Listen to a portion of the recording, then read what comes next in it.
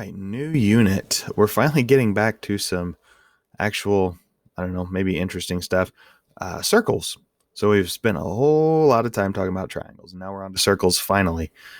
Today is basically a vocabulary day. I need to define some terms and explain a few things so we can talk about them in depth moving forward.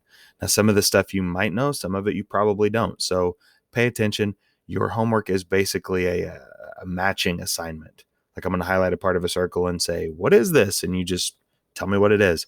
So we've got a half dozen or so terms.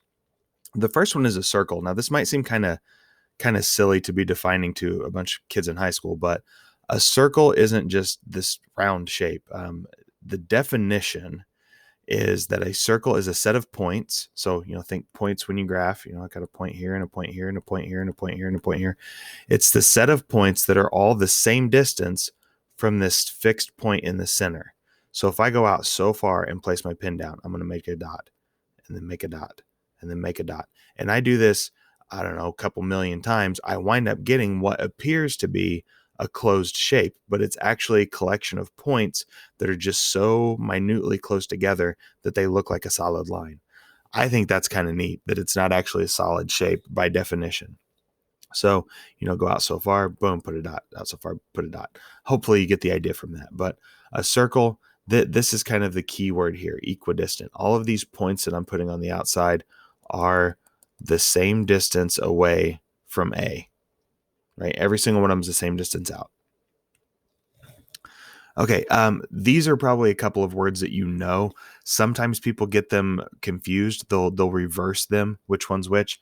But the radius of a circle is, if you were to imagine that fixed center point here, A, and then I were to go all the way out to my circle and put another point, B, that segment is a radius of the circle. Okay, it's not the only one because I could draw another one out here. I can do an infinite number of radii in my circle, which that's probably not bad to throw out there. Radii, Radii, it's the plural for radius.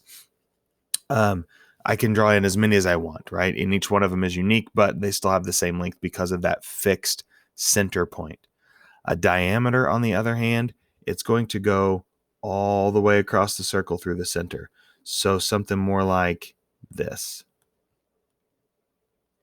We'll put an E in the middle there. So circle A on the left, circle E on the right. Circle E has the diameter. Circle A has a couple of different radii. The relationship is one that we need to talk about. We can go ahead and throw that out there now.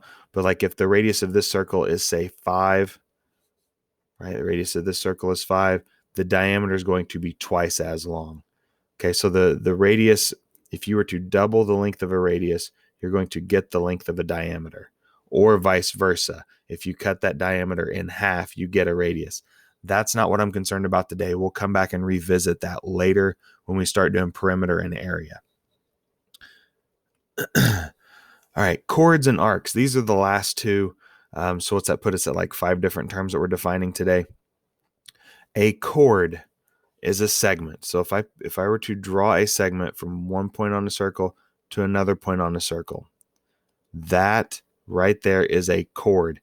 It is a segment. So when you see these written, you will see something like AB with that segment line across the top of it.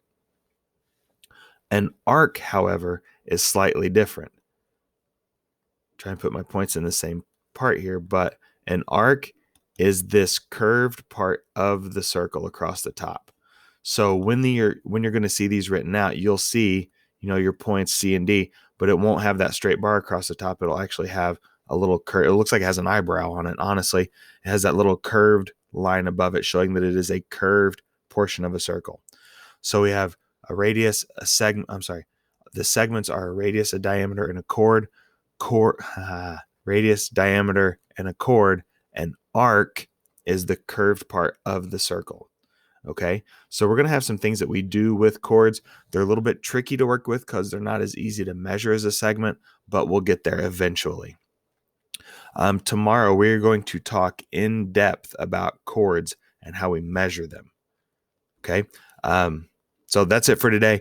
Like I said, your assignment's pretty straightforward. I'm going to give you a picture and highlight a piece, and you just say, hey, it's, circle, chord, radius, whatever.